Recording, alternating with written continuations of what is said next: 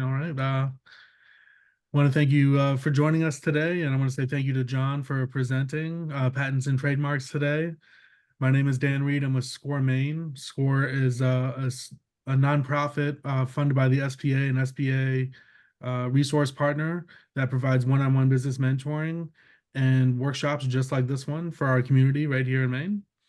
And I want to thank MTI as our fiscal sponsor for our workshop program. And again, thank John for presenting and coming here for us today. And with that, I will hand it over to you. Thank you, sir. Okay. I'm going to start sharing the screen.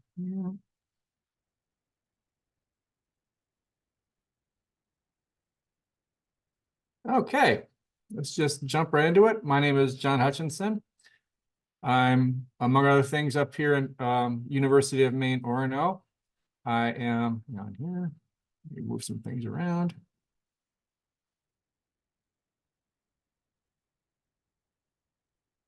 There we go. I am a librarian up here at UMaine Orono, and among other things, as it says here, I am the business librarian and a representative at the Patent and Trademark Resource Center therein. Matter of fact, that's where I'm talking to you right now. That's why I didn't blur the background. I'm sitting in the Patent and Trademark Resource Center. And on the screen here, there is a link to the PTRC Research Guide with a link there that you can go and see the guide that I set up to help people learn about patents and trademarks. This deck this PowerPoint deck that I'll be presenting, it's going to be available to you and emailed to you after the presentation. Okay, patents and trademarks. Before I start talking about each individually, I'm going to talk about what they have in common. They're both administered by the United States Patent and Trademark Office, which is an agency of the United States Department of Commerce. They're very different from each other, but they both can offer important legal protections for businesses and individuals. They both involve what can be lengthy and expensive application processes. They both extend rights solely to the 50 United States and territories. Patents and trademarks are both administered, like I said, from the United States Patent and Trademark Office. So it only has power within the United States. There is no such thing as a worldwide patent or a worldwide trademark. And they both can be helped greatly by a thorough search of the appropriate government databases. Okay, part one, trademarks. I'll give some attribution here. The following slides are drawn in part from training materials presented by the great Jason Lott of the USPTO during the 2023 annual Patent and Trademark Resource Center training seminar, which I attended because all of us PTRC people are required to attend that training every year. Okay, trademarks. What's a trademark? A trademark is something that identifies the source of goods or services to the consumer. See some famous ones on the right here. There's one for Android, there's Apple, McDonald's. These are all trademarks, things that identify. If you see this peacock on something, that trademark, it tells you that they're affiliated with NBC. And down here, this red, white, and blue circle, configured in that way. It doesn't have to be labeled. You know it's Pepsi. And this S over here, you know it's Superman. It potentially provides legal protection for a brand.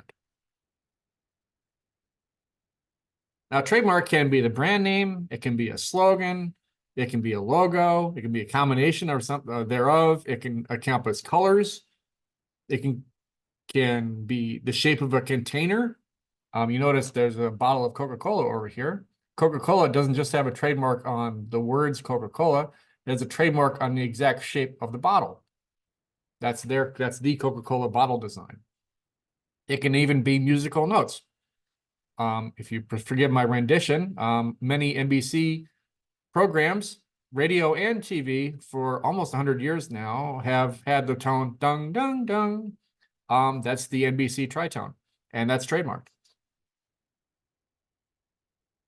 A domain name, a web address, it's not a trademark. You can't trademark your registration, your domain name. And the name of your business is not necessarily automatically a trademark. So what's a trademark do? Why should you get one?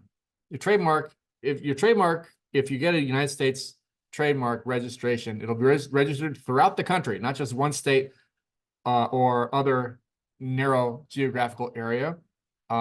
If someone infringes on your trademark, you can bring legal action in federal court. Your trademark can be registered with U.S. Customs and Border Protection, which helps you prevent the importation of counterfeit knockoff products. And once you do get a registration, you can use that coveted R symbol. You can use, when you see that circled R, that can tell people who know what it means that that means you got it registered, and you have a USPTO registration. Do not use a circled R without an official registration, because they will catch you and you will get severely fined. Okay, let's talk about what they are not. Here's some common misconceptions. If you trademark a phrase, it doesn't mean you legally own that word or a phrase in all contexts. A trademark does not mean that you can stop other people from using a word or phrase in all cases. And a trademark does not mean people owe you money when they use it, I should say. Okay, to get a trademark, do you need a trademark lawyer? A lawyer is not required. Keep in mind, applying for a trademark is a complex process. Keep in mind that the trademarks, these are official legal registrations with the U.S. government. They can have legal ramifications. And when you communicate back and forth with the trademark examiner, when you file your application, they're going to communicate back to you using legalese.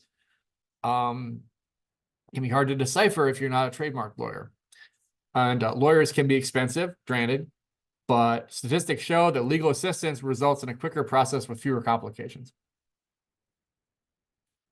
Okay, what are some alternatives, though? Do you have to have a registered trademark? Is it required for business? No. If you use a trademark in commerce, that automatically creates something called common law rights for the geographical area you're in.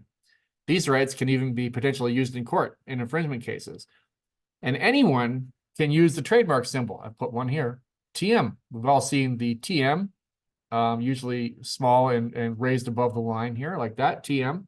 TM does not require federal registration. Anybody can use that if you want to just have, if you are selling a product or a service, you can have your company name, your slogan, and slap a TM on there.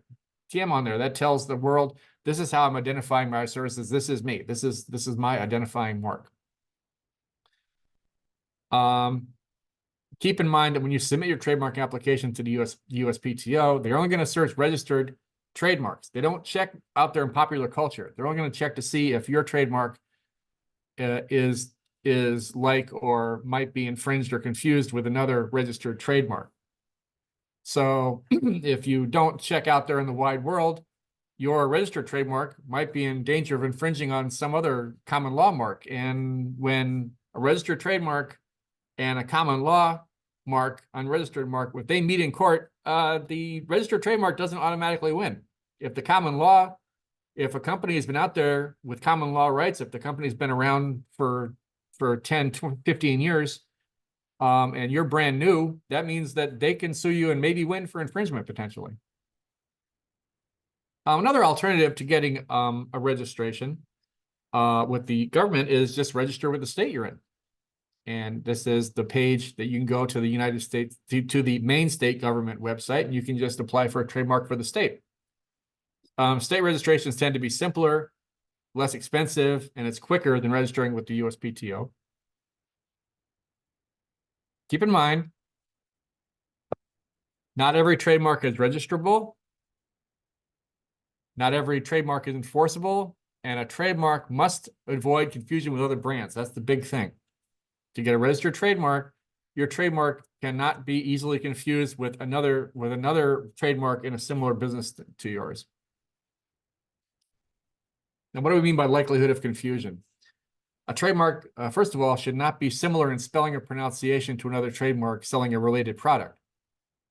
A good trademark search, you should really not think about an exact, not just an exact match to the word you're using. Think about sound-alikes.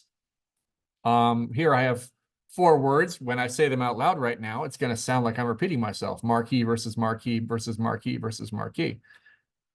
They all sound the same, but they're spelled differently. But sounding the same can still create confusion. So if this is your mark over here, if you spell it this way, and if someone else with a similar business spells it M-A-R-Q-U-I-S, that could be considered infringement potentially. And it's not just an exact match. Also keep foreign translations in mind.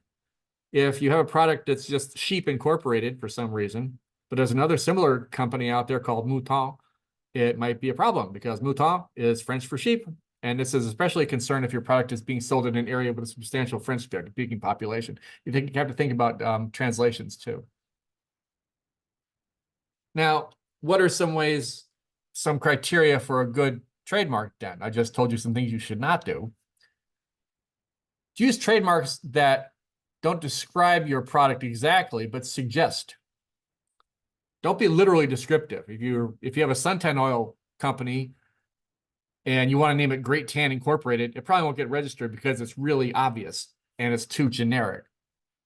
However, a trademark can suggest the product. Like if you happen to name your suntan oil Coppertone. You have a suntan oil that will give your skin a copperish tone, a good suntan. So there's Coppertone, and sure enough, we've all probably heard of Coppertone suntan oil. It's been trademarked for many, many years. Also, just be arbitrary, be random. Pick words that make no sense when associated with your product. If you have an apple orchard and you're in business and you say, I'm going to call my apple orchard Apple Incorporated. Well, that's not going to get rejected. And the USPTO will say it's too generic. It's too obvious.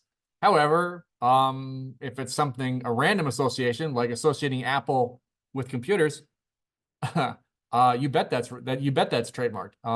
Because it's arbitrary. What's an Apple got to do with computers? Nothing. But the guys who founded Apple Computers got a good logo here, and they named it. It was registered in 1979, and as you imagine, Apple is, I promise you, it's still a registered trademark. Also, just invent a whole new word. Invent a nonsense word. Xerox is not a real word. No one had heard the word Xerox, but the founders of the company just invented the word Xerox in 1952. Nonsense invented words are easier to trademark, and they're encouraged by the USPTO. USPTO loves it when people make up a word. My grandmother used to complain about the fact that she'd walk through the grocery store and see all these products with misspelled words or crazy words and made up words. And little did my grandmother know that the USPTO has been encouraging that for decades. What about trademarking a family name? Like if I did Hutchinson Books or a geographic name like Orono Clothes. That might seem like a simple thing and I think it would be allowed, but those are actually strongly discouraged by the USPTO. The process of determining whether a surname or geographic area is admissible to be a trademark is too complicated to go into here.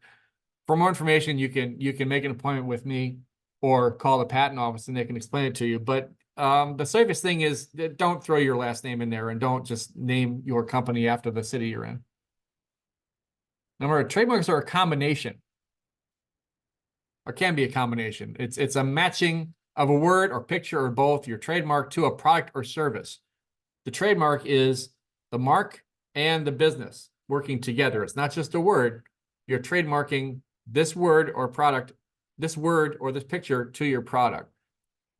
Two very similar identical trademarks can coexist if they represent different products. If you think about the word Delta, there's Delta Faucets and there's Delta Airlines. There's also Delta Dental, which is an insurance company.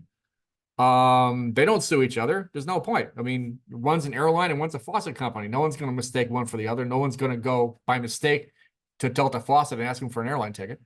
Also, there's Dove ice cream bars and Dove soap. They don't sue each other because they're really different.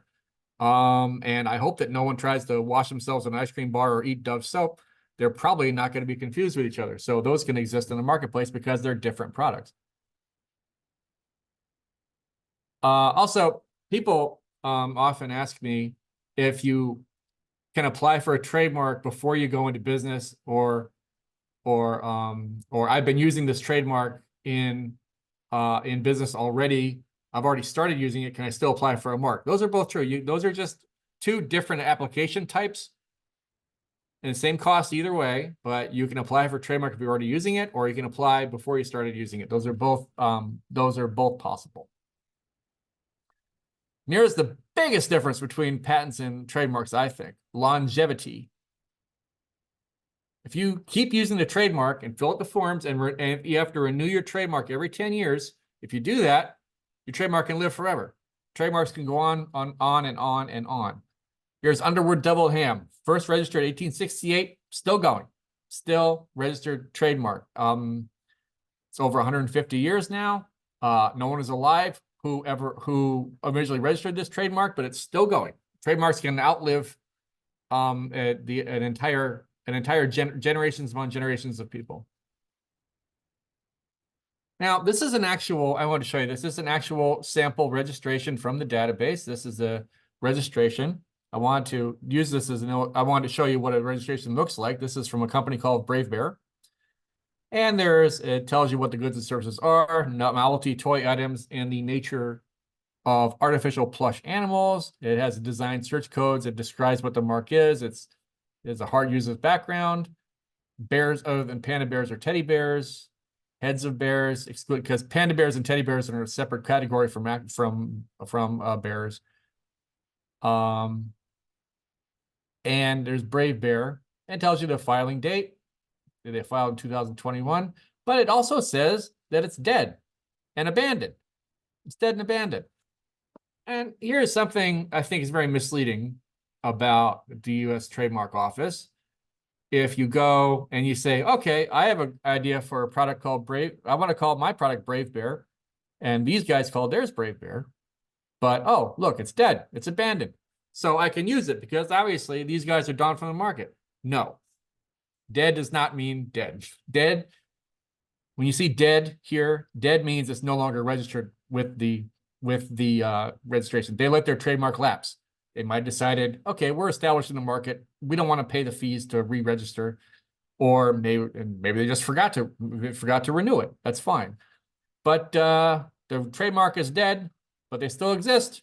This is from yesterday. This is they're still out there. There's Brave Bear. They have a website. For the heck of it, I put a link to right there so you can verify that they still exist, but they're just not they just don't have a trademark registration. That's another thing to be aware of if you go into looking for trademarks. In terms of doing a search of existing trademarks is crucial during your application process. The good thing is the database for U.S. trademarks is free for all to search. I can't do your search for you, but can I show you how it works? Oh, you bet. I'm highly trained in it. This is if you're brand new to trademark searching, this is a great time to start. If you've been looking for trademarks before, it's a very confusing time to start because they just changed the trademark search engine just this year, and they launched the new search and they took down the old search that's been there for decades, and it's confusing a lot of people. I don't think that the new system is any easier or harder to use than the old one. You can do more things with it. And it's easier to use for the novice, I think. But the fact is that as soon as they launched it, they gave us all intensive training, and I'm very comfortable with it. I can answer questions about it. Helping people learn how to use the searches is a main function of my job. Okay, that was part one. Part two, the other part of the PTRC is patents. And here's patents. I have a link to the USPTO website in their section on patents that you can refer to later.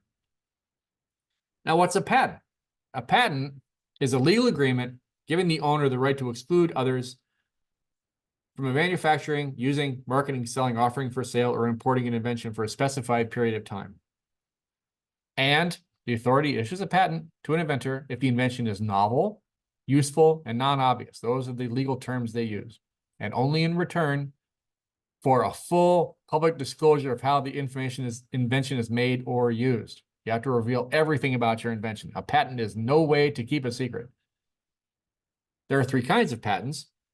The utility patents. When most people say a patent, this is what they think of a utility patent. It's for a new or useful process, for a machine, or an article, or compositions of matters. It's an invention. A utility patent is an invention, what most people think of when they think of a patented thing. And these are by far the most common kind of patent. There's also design patents that are just for new, original, or ornamental designs. Design patents function only as decoration. They cannot have to be an ornament to something of an existing article, and they cannot change the function of that article. They can only be a decoration. And also the third kind is plant patents. You can patent a plant if it could be given it has to be an asexually reproducing plant. It means that there are plant patents for a lot of flowers, a lot of flower decorations, and occasionally fruits and nuts and things like that. And unlike trademarks, patents expire. Utility and plant patents expire after 20 years. Design patents expire after 15 years. Utility patents can also expire if you don't make maintenance payments on it. Utility patents you have to make utility payments at 3.5 years, 7.5 years, and 11.5 years. If you don't make the payment, then your patent lapses and it's no longer in force. Plant and design patents do not have maintenance payments, but utility patents, you need to keep making payments. And here's those 3 requirements again. You have to have one novel aspect. The invention doesn't need to be entirely new. It has to have one new aspect that you're bringing to the invention. Have to perform a function. They can't just be decorative or abstract. It has to have usefulness. It has to be non-obvious, having a sufficient difference from what has been used or described before. And a person having ordinary skill in the area of technology related to the invention would not find it obvious to make the change. Let's talk about that a little bit. The meaning of non-obviousness is not obvious. It basically means that the innovations can't be trivial. They can't be obvious. If you instead of having a 2-slice toaster, if you decide to invent a 3-slice toaster, that's trivial. It's just adding 1 slice. It's something that would be obvious to someone with normal skill or just someone normally using a toaster. But if you invent a toaster that has a little sensor in it that measures the temperature of the bread before it pops out, that possibly could be patentable because it's not obvious how that would be designed. The rationale is that patents aren't supposed to support incremental changes or meaningless changes or minor changes. They're supposed to support meaningful progress in the fields of technology and design that can solve a problem. There's that word novelty. And here's where I'll introduce the oddest term that is used in patent terminology is prior art. The design of your innovation cannot exist in the prior art. Prior art is a fancy term for anything that has happened before, any evidence that someone else came up with your idea first. Prior art does not need to exist physically, does not need to be commercially available. If someone somewhere sometime previously has described or shown or made something that contains a use of technology that is very similar to your invention, that can mean you get rejected and you won't be able to patent it if someone else came up with it before. If anything that's publicly available. This is from the European Patent Office. This quote, a prehistoric cave painting can be prior art. A piece of technology that is centuries old can be prior art. A previously described idea that cannot work can be prior art. Anything can be prior art. If you design a water heater and it looks like a water heater from 1845, that's patented or not patented even.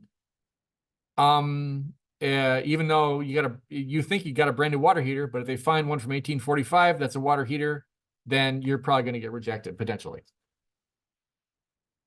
Here's another thing. This is courtesy of one of her engineering professors, Sarah Walton. She made this slide. I really like it. What is prior art? Anything disclosed publicly, U.S. and foreign patents, published patent applications, theses, dissertations, journals and magazine articles, books, manuals, catalogs, websites, YouTube videos, blogs, social media, popular culture, movies, TV shows, anything can be prior art. Anybody who watches the show Shark Tank, I have joked with my other patent colleagues that they should call Shark Tank the public disclosure show because these people, if they're having an invention and they're trying to pitch it and they think, oh, well, you just publicly revealed your invention. Now it's part of the prior art. So you better think about that before you apply. Searching the prior art is vital. all patent applications to search the prior art, which searches previous patents and patent applications. Unfortunately, all patents and patent publications are available to the public, and they can be searched from the USPTO website. It's a lot easier than it used to be, because it used to be to search the whole history of US patents and patent applications. You have to come in to a USPTO like mine, and you would have to make an appointment, and I would have to help you do it. But now there are databases. There's a USPTO database that helps you do that. And unlike trademarks, examiners won't just look at registered patents. It's your responsibility to look at publicly available information in the press, scientific literature, and popular culture, anything that would affect the novelty of your patent. A word about provisional applications. You can get a provisional application, which has fewer requirements than a standard application. Professional application does not include the claims section. That's the most important part of a application. The claims is where you say, this is what I'm bringing to the table. This is my innovation. This is what I want protected. This is my innovation. So you can submit a shorter, cheaper provisional application, and that kind of gets you in line, and it gives you, then after that, you have 12 months to follow it up with a full application. The good thing is, if you submit a provisional application, even though you haven't done a full application yet, you can use this magic phrase, patent pending. And when you slap patent pending on an invention, the public will know, oh, well, this person has a patent in the works. That means they take it really seriously. Also, if you're fundraising for investors to support you, they love that patent pending thing. It means you've started the process and you really understand your invention, and you are in the process of getting something from the government. And you can also discuss your invention publicly after you do that. Do you need a lawyer? I particularly like this cartoon I found. As I tell all my clients, when the jubilant cries of Eureka have died away, the patent attorney's job begins. A lawyer is not required, but a patent application is a complex process. It's so specific and so complex that actually, if a lawyer is going to be a patent lawyer, they have to pass a separate specific patent bar exam on top of their regular bar exam before they can practice patent law. And the studies have showed that those who get a patent lawyer have a better shot of getting a patent quickly and without complications than someone else tries to do it completely on their own. As you can see here, the USPTO has ways to apply for pro bono, no-cost legal advice. Pro bono means no cost, free. And there's more at this link here on this slide. There's a service that you can, it's not guaranteed, but they have information on that guide in which you can apply to get free representation. You're still responsible for all the application fees and everything to the USPTO, but you'll be getting free legal representation, which can really help. Now, do you even need a patent? Getting a patent is really expensive. Even with pro bono legal help, the fees associated with getting and maintaining a patent can be very high. And so can paying for attorneys for applying for a patent if you don't get pro bono assistance and defending them in court. It takes a long time. It can be between 2.5 and 4 years sometimes. And it's very public. A patent reveals everything to the public. A patent is not copyrighted. Anybody can take any patent and put it and publish it anywhere. And your patent must have a complete description of what you're inventing. It has to, someone to be able to look at it and see exactly what your invention is. So this is no way to keep trade secrets. If you do decide to go for a patent, me at the Patent and Trademark Resource Center here, we can help you. We can help you learn how to do that search with the patents database. We can provide you with a lot of helpful guides about the process. I can walk you through what the application process is and give you kind of the party line of what USPTO policies are. It's free. I can talk to you in person. I can talk to you remotely like I'm doing now. It's best to make an appointment first to make sure I'm available to help. This isn't the only thing I do in my job, and I do get kind of busy sometimes. If you come in person, even the printing is free. PTRCs are allowed to charge for printing if we want. That's the only thing the PTRCs are allowed to charge for if we want to. But this one doesn't. We decided not to charge for printing, so it's all free. And the PTRC, where I am right now, it's a private setting with away from prying ears and eyes if you're concerned about talking about your invention. You can also call and ask questions at the USPTO Inventor Assistance Center.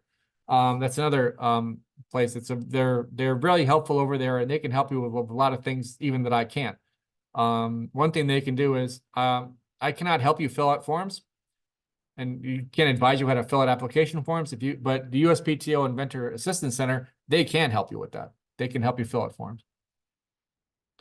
Oh, and a word about enforcement. If your car is stolen, you can call the cops, and they can handle trying to find your car, and the courts will prosecute the car thief, and they go to jail, and you're not going to get a bill for the process. Not true of patents or trademarks. If your patent and trademark is infringed upon, you pay for the legal fees, you bring it to court. The patent office does not. You can't just call the patent or trademark cops and have them handle it. It doesn't work like that. And a lot of people come to me with questions about copyright. It's understandable. Patents, trademarks, and copyrights are often mentioned together. But copyright's not part of my training. It's the PTRC, Patents and Trademark Resource Center. The reason copyrights are left out is because copyright is not administered by the USPTO. It's not even part of the Department of Commerce. Copyright is handled solely by the Library of Congress, which is a whole separate part of the U.S. government. If you do have questions about copyright, they have a great website at copyright.gov, oddly enough. So I have a link here to their introduction to copyright and their little handout about how to register for copyright. Here's my contact information. There's me, my email, my mailing address, and my phone number. And with that, I'm all done here. So thank you for attending, and have a nice day. In this case, trademark. Thank you very much, John. Appreciate that. It looks like we have a few questions. Yeah, let's go. I'll stop sharing my screen. Where's your office located? And as you mentioned, your office is in Maine. Our office is the University of Maine, Orono, first floor, Fogler Library. I did also have a question. When you were talking about prior art, one of the things that came to mind, and you mentioned even if it's something that is, previously established prior art from 200 years ago, Sure. it's still prior art. Yep. What if you patent something and 3 or 4 years down the line, something from 200 years ago is discovered that happens to look very similar? What does that situation look like? Well, if something like that happens, it means that the patent examiner has really fallen down on the job there. We're not finding these things. The patent examiners are one of the last remaining Green Berets of searching the internet and searching for historical records. I'm not sure. That'd be a question for a patent attorney or for the patent office. I'm not sure if you got a patent, if your patent was awarded, but it turned out that it still resembled something from 200 years ago. I'm not sure who would have the standing to bring that forward. Well, I'm thinking, for example, let's say a library is found that was, never unsealed before, and a book inside that was never seen before happened to have that, something like If that. it was never seen before, it wasn't publicly available. So Okay. that wouldn't be part of the prior art. It has to be publicly available. If they find a book that's never been seen before, it has to be something that's been publicly available. So that publicly available piece is the critical component. Publicly available, it has to be publicly available to be part of prior art. Something that someone could conceivably have found before. Yes. Okay, that makes a lot of sense. Yes, it does. Yeah, I think so. We have time for a few more questions. Another question that I have, and you'd kind of gone into this, but let's say it's someone who makes like a lot of t-shirt designs. Yes. That seems like it could get pretty hairy pretty quickly considering the amount of designs that are out there. What would you recommend for someone who's doing that kind That'd of be a question for a trademark lawyer. That's something a trademark lawyer can really advise you on. An example, that's something that they could look at your design and they could advise you on things like, should I get a trademark on each individual trademark t-shirt design? Or am I better off putting a word or phrase on the trademark and just trademarking that word or phrase and then doing something else. That's something, the classic example is the Nike swoosh. You might see something that has a Nike swoosh and the word Nike and their phrase "just do it." As it happens, Nike trademarked that whole thing as one element. That's what they chose to do that.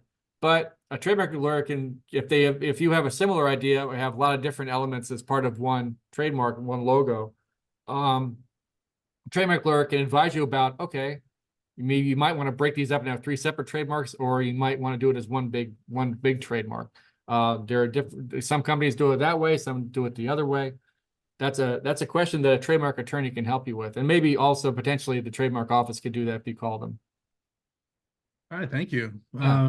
We had another question in the chat here, I think a really good one. All right. This person's son is looking to get a patent done. He's 16. Are there any requirements around someone who might be under the age of 18?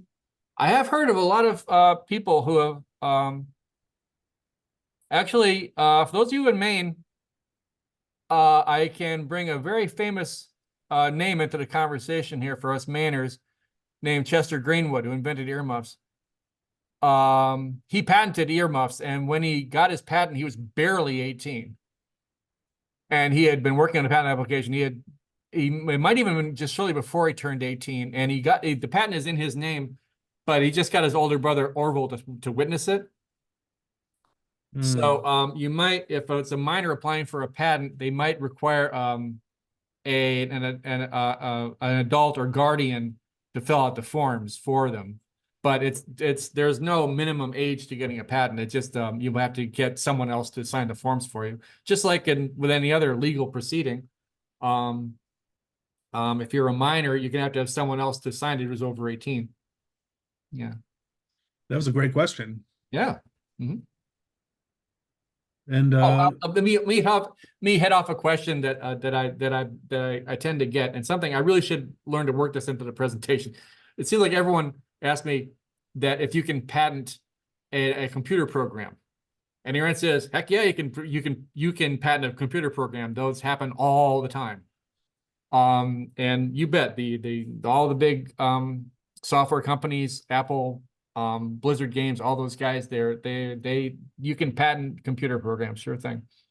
that's interesting because I always think of it as like more on the trademark side of things almost. You can trademark computer programs too, I'm sure. You can attach, if you have a computer program or software, you can slap a trademark on it and say, this is something I'm offering to the world. That can be something you can do too. Some things can have all three. I mean, copyrighted, trademarked, and patented. Yeah. Well, thank you so much for presenting for us today and answering our questions, John. Thank you very much. Oh, sure. And Dan, I'll get that.